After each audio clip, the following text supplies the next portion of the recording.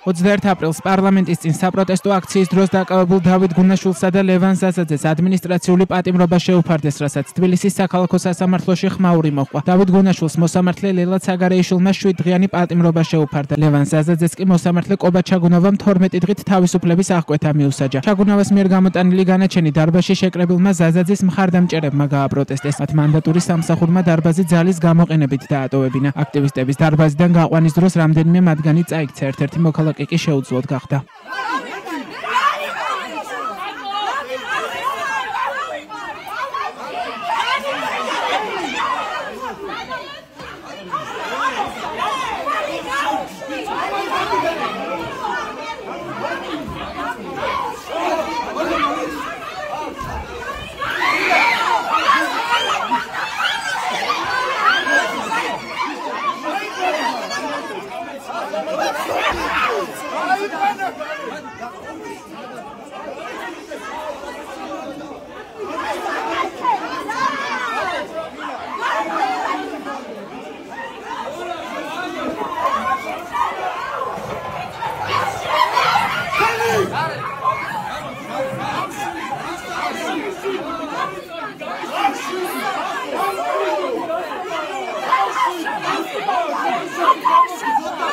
მოგვიანებით დაშავებული მოქალაქის დასახმარებლად სასწრაფო გამოიძახეს.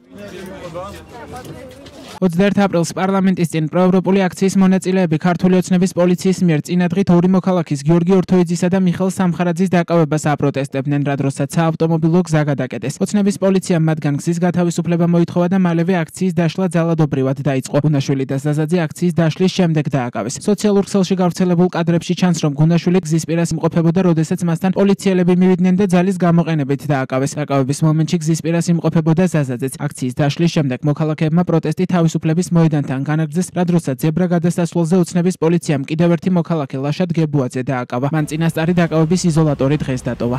You are back! Jamie bitch!